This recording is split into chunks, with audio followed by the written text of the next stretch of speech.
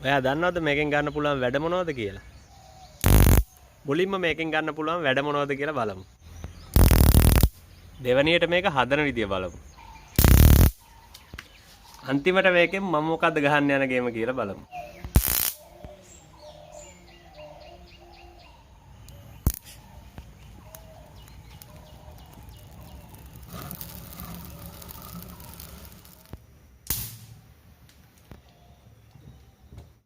මේ වැඩේට අපිට ඕන මෙන්න මේ වගේ high voltage generator එකක් ඕනේ. ඊළඟට push button එකක් ඕනේ. ඊළඟට ඕනේ අපිට lithium ion බැටරියක්. ඊළඟට මේ lithium ion බැටරිය charge කරගන්න BMS circuit එකක් ඕනේ.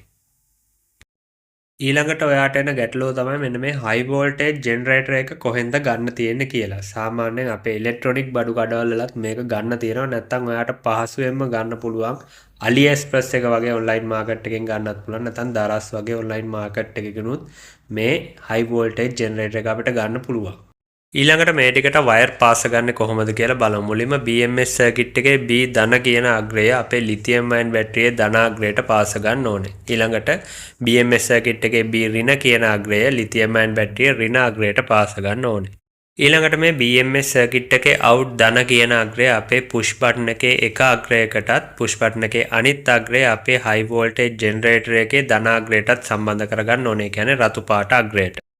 ඊළඟට අපේ BMS circuit එකේ out ඍණ කියන අග්‍රය high voltage generator එකේ ඍණ අග්‍රයට සම්බන්ධ කරගන්න ඕනේ. කියන්නේ high voltage generator එකේ කොළ පාට අග්‍රයට තමයි පාස ගන්න ඕනේ. අපේ gadget එක දැන් හදලා ඉවරයි. ඔයාලට මේක පාවිච්චි කිරීමේ පහසුව සඳහා මේ component ටික එක project box එකකට දාලා නිර්මාණශීලීව හදා ගන්න පුළුවන්. ඉතින් ඔයාලා හදනවා නම් මේක දැන් screenshot එකක් ගහ ගන්න පුළුවන් කොහොමද මේකේ wire පාසලා තියෙන්නේ කියලා.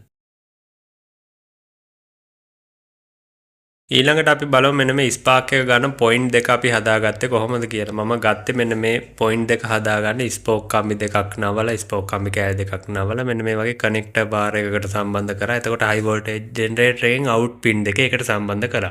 අන්තිමට මම ගහපු ගේම තමයි අපේ මෙන්න මේ gadgetic එක මෙන්න මේ shotgun එකට high කරපු එක. මේ shotgun එක කොහොමද හැදුවේ අපේ gadgetic එක මේ shotgun එකට කොහොමද high වුනේ කියලා බලන්න අපි ඊළඟ වීඩියෝ එකෙන් හමු වෙමු.